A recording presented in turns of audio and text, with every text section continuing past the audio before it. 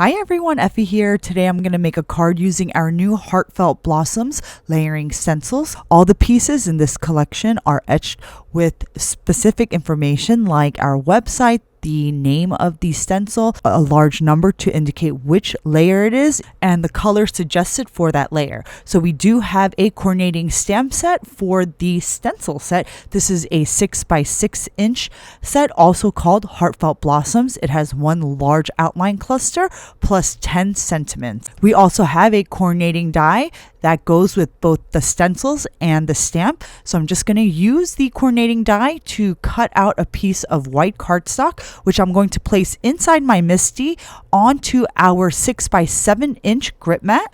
And this is going to hold down our cardstock while we stamp the Heartfelt Blossoms outline image stamp onto our white card panel. And I used our Noir die ink to stamp this beautiful floral image. Next, I took the coordinating die and I die cut the stamped image, and then I placed the die cut onto our 7x9 inch grip mat, which is going to hold our die cut as we blend right onto it. So next, I positioned stencil number 1 over my die cut cluster, and then I used our dolled up die ink to blend this first petal layer, and I'm using our standard blending brush, and I just went over that first layer with a nice light touch.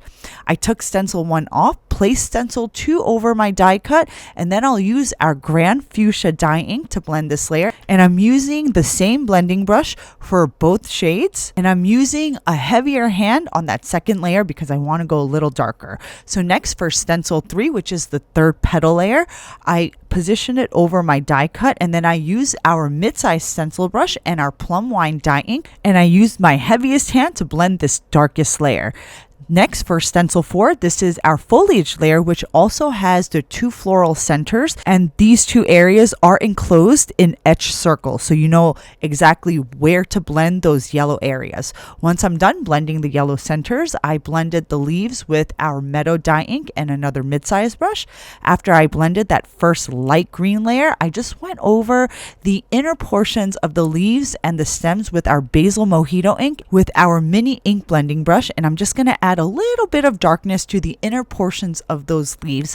And now my blending is complete, and this is what the Heartfelt Blossoms stencils and stamped image looks like when you coordinate the 2 together. However, you don't need to use both products together. They are standalone sets. For example, this is what these stencils look like when you blend them on their own without the stamped image. So you can use the stencils on their own. So let's get back to the card. I'm using our Foliage Border Die, and I just die cut this onto some white cardstock. And I'm going to use this die cut as one element of our background. Lately, I have been using a tone-on-tone look for my backgrounds. I would put this over an A2 white card panel, but I wanted to go for a bolder look. So I took a piece of pink or slightly pinkish purple cardstock, blended some of the plum wine along the edges of that A2 cardstock, and then I glued the Foliage Border die cut onto my pink blended panel, and then I just popped up that Heartfelt Blossoms right on top with some dimensional foam tape. For my sentiment today, I'm using our Scripty Notes sentiment die cuts that I just had pre-cut on my desk. It's a 4x6 inch photopolymer set that has several sentiments that you can stamp and die cut in one shot. So I'm just using the Sending Hug sentiment die cut from that set. And then lastly, I just added some of our iridescent dewdrops to finish off my card. And now my card is complete. I hope you guys enjoyed today's tutorial. Be sure to like the video and subscribe to our channel because I'll be updating our channel a little bit more frequently. So thank you all so much for stopping by. I'll see you next time.